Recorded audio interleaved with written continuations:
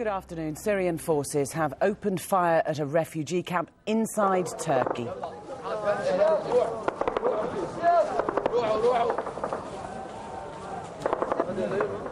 Turkish officials say 2 people have been killed on the Syrian side of the border and 15 wounded.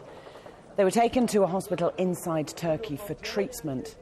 Fierce fighting between the Syrian army and opposition fighters has brought the ceasefire plan brokered by Kofi Annan close to collapse, with less than 24 hours to go before it's due to begin.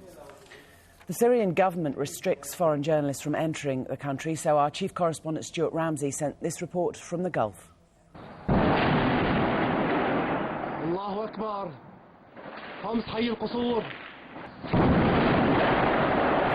Another explosion rocks the town of Homs. The battering it's taken from government forces continues even as the talk is of ceasefires and withdrawal. It is, of course, just talk. Throughout the streets of Syria, the military machine is grinding out its campaign of suppression. Damascus suburbs no different now to the western towns where the uprising started. Locals struggle to dampen down the fires that wreck their homes and entire neighbourhoods. An agreed troop withdrawal by tomorrow and a ceasefire in 48 hours looks highly unlikely, with Assad wanting written guarantees now from the rebel forces.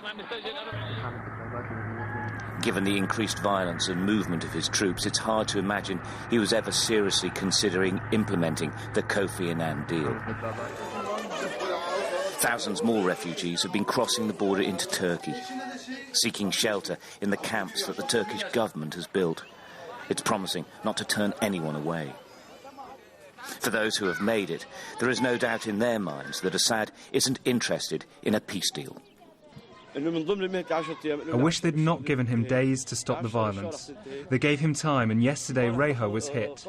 They burned homes, they killed the young, burnt cars, they even burnt the ground. I came from Kili 2 days ago after they attacked the village. They destroyed our homes and set them on fire, so I came to the Turkish border with my family and registered with the Turkish soldiers. While the fighting continues in cities and towns across the country, it is difficult to see what the opposition can do without outside help.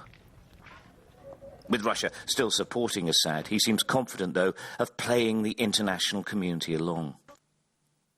Plan A, the Annan initiative, buys him more time and lets him degrade the opposition forces.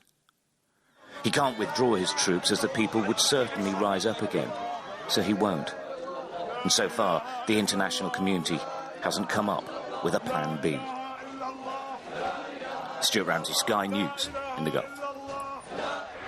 Our Foreign Affairs correspondent Lisa Holland is with me now. A worrying development on the Turkey-Syria border. 3 people we believed injured in some sort of attack that took place there. A Turkish translator and 2 civilians in the refugee camp, amid further fighting where 2 people are reported to have died inside Syria. Yes, the border area, as we're hearing from these reports, is becoming extremely dangerous. And now with these reports that Syrian security forces have reportedly opened fire across the border, wounding a couple of people inside the refugee camp. The Turkish foreign minister made it very clear on Friday that he felt that this refugee crisis now was a big international issue.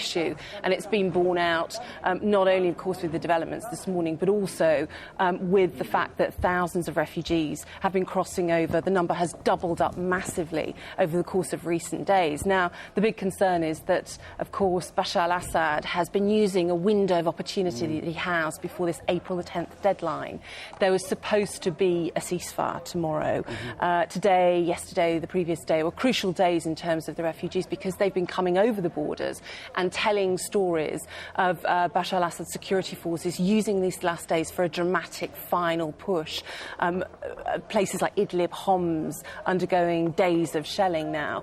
Of course, the whole ceasefire issue has been dramatically complicated by this announcement from the Syrians yesterday, saying that they're demanding written guarantees from the opposition. Yeah, and all the while, the international community tries to continue with the diplomacy. So Kofi Annan is going to the a refugee camp on the border with Turkey, but also making other moves in the coming week. Yes, we understand that he will be going to one of the refugee camps along the border in the next 24 hours or so. He will see for himself.